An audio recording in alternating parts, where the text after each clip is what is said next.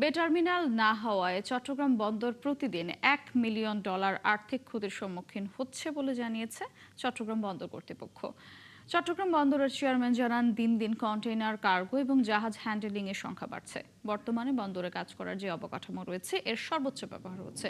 তাই বন্দরের সক্ষমতা বাড়াতে বন্দরে যুক্ত হচ্ছে নতুন অবকাঠামো বে টার্মিনাল। বিস্তারিত জানাচ্ছেন প্রণবেশ চক্রবর্তী। চট্টগ্রাম বন্দরের সর্বশেষ পরিসংখ্যান বলছে 2025-26 অর্থ বছরে কন্টেইনার, কার্গো ও জাহাজ হ্যান্ডলিং এই তিন ক্ষেত্রেই প্রবৃদ্ধির মাইলফলক ছুঁয়েছে। এই প্রবৃদ্ধি প্রমাণ করছে দেশের বৈদেশিক বাণিজ্যের চাপ দ্রুত বাড়ছে, বন্দরের সক্ষমতা পূর্ণ মাত্রায় ব্যবহার হচ্ছে। তাই এখন নতুন অবকাঠামো লাগবে।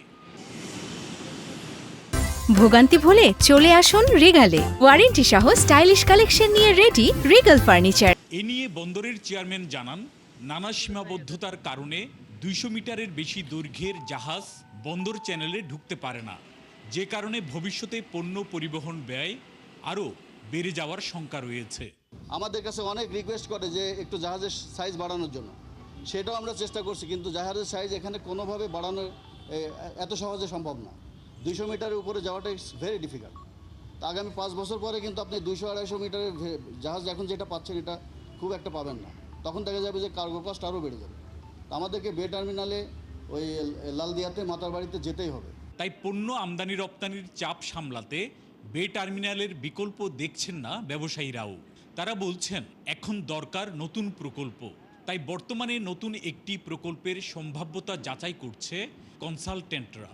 এর মধ্যে সিঙ্গাপুরে প্রকল্পটির 2D সিমুলেশন সম্পন্ন হয়েছে। টার্মিনাল অপারেটিংয়ে যারা আরও দক্ষ এবং আধুনিক বন্দর তৈরি করতে পারবে, সেই ধরনের আপনার টার্মিনাল অপারেটরকে আমাদের বাংলাদেশে যেন তারা প্রাধান্য পায়, সেই বিষয়টাকে দৃষ্টি রেখেই আমাদের আগামী 50 বছর থেকে 100 বছরের মধ্যে যে আমাদের চাহিদা, সেই চাহিদাকে সামনে রেখেই যে আমাদের বন্দরটা বিনির্মাণ করতে হবে।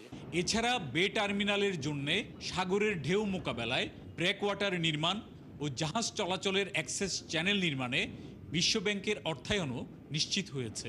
চট্টগ্রাম বন্দরের যে ইম্পোর্ট যে ভলিউম, এই ভলিউম কিন্তু ডে বাই ডে কিন্তু আরও, যখন একটা জাহাজ যখন বে টার্মিনালে আসবে, তার যেহেতু ড্রাফট রেস্ট্রিকশন থাকবে না, তখনই অটোমেটিকলি কিন্তু এখানে মাদার ভেসেলগুলোর কিন্তু অনেক মুভমেন্টটা বেড়ে যাবে। ব্যবসায়ীরা আরও জানান, বে টার্মিনাল চালু হলে মাদার ভেসেল সরাসরি চট্টগ্রাম বন্দরে ভিড়তে পারবে।